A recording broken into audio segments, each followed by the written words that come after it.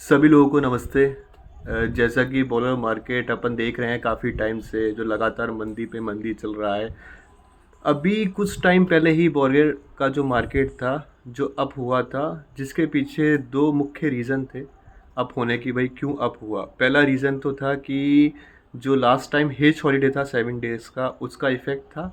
और उसके बाद पूरे देश में लगातार अलग अलग जगह बारिश हुई थी, जिसके कारण से ट्रांसपोर्ट का इफ़ेक्ट था। इस कारण से भी मार्केट काफ़ी बढ़ गया था। लेकिन काफ़ी लोगों को लगा था कि यार अब ये मार्केट भरा है तो कम से कम गई 3-4 महीने तो बाज़ार सही चलेगा ही चलेगा। लेकिन अब मार्केट फिर से बुरी तरह से नीचे की तरफ गिर रहा है और लगातार गिरने की संभावना है। तो इसके पीछे रीज़न है क्या?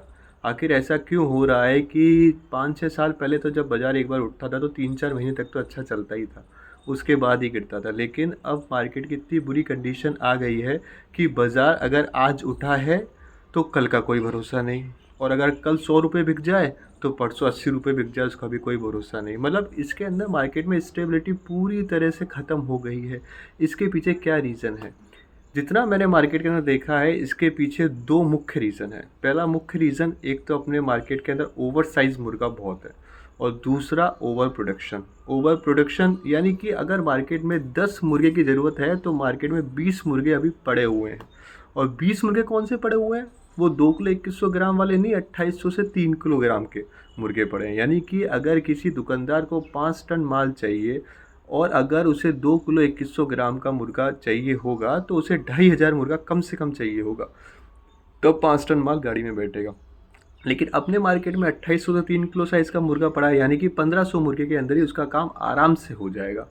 तो ये ओवर साइज़ है ना, ये ओवर साइज़ मार्केट को बार बार परेशान कर रहा है। इसके लिए बहुत एसोसिएशन मीटिंग करते हैं, लोग बोलते हैं कि ओवर साइज़ नहीं करेंगे नहीं करेंगे। सामने से तो वो बोल देते हैं ओवर साइज़ नहीं करेंगे, पर पीठ पीछे क्या हो रहा है? हर कंपनी वाला आज की तारीख में ओवर साइज़ करके बैठा हुआ है। इंटीग्रेटर वाला ओवर साइज़ कर रहा है, फार्मर ओवर साइज़ कर रहा है। पर ओवर साइज़ करने से नुकसान तो अपन सभी को हो रहा है ना।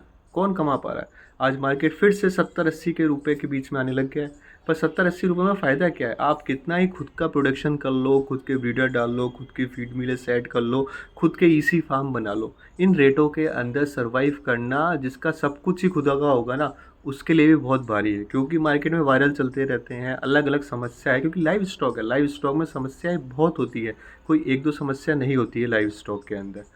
इसलिए मेरा लोगों से निवेदन है कि ये जो दो चीज़ें हैं, इस पे ख़ास ध्यान दिया जाए। इस पे अपने को कुछ काम ऐसा हो मजबूत, ताकि मार्केट में एक तो ओवर प्रोडक्शन कम हो, जितनी डिमांड हो उतनी ही सप्लाई हो, तो उसके अंदर क्या सबको अच्छी रेटें मिलेगी, सब अच्छा कमा पाएंगे। और ओवर साइज़ मुर्गा मार्केट में 2 किलो 2100-2200 ग्राम से ऊपर का मुर्गा होना ही नहीं चाहिए। अगर किसी को 5 टन माल चाहिए तो कम से कम 2200-2300 नग तो लेके जाएगा उठा के, नहीं तो वो 1200-1300-1400 नग लेके जाएगा, जिससे उसका काम हो जाएगा, लेकिन अपना काम ख़राब हो जाएगा। और एक दूसरे से कंपटीशन करने में कुछ भी नहीं रखा। आपके पास पैसा बहुत है, आपको बैंकों ने बहुत लोन दे रखा है, पर हर चीज़ की सीमा होती है। आज नहीं तो कल वो पैसा ख़त्म होगा, और पैसा ख़त्म होने के बाद दिक्कत अपन जैसों को ही आनी है, जो फार्मर है उनको ही आनी है। आज कंपनी वाले सोच रहे हैं कि उनका बहुत पैसा पड़ा हुआ है, अनशन पड़ा हुआ है, कुएँ की कुएँ भरे हुए हैं, लेकिन कुएँ भी सर खाली हो जाते हैं एक टाइम के बाद। अगर मार्केट नहीं चलेगा, कोई कमा ही नहीं पाएगा। 4 दिन अच्छा चलता है, 26 दिन बेकार चलता है, उससे होगा क्या? इसलिए मेरी लोगों से रिक्वेस्ट है, कंपनी के ऑनरों से भी रिक्वेस्ट है कि इन दो पॉइंट पे बहुत गहराई से सोचा जाए।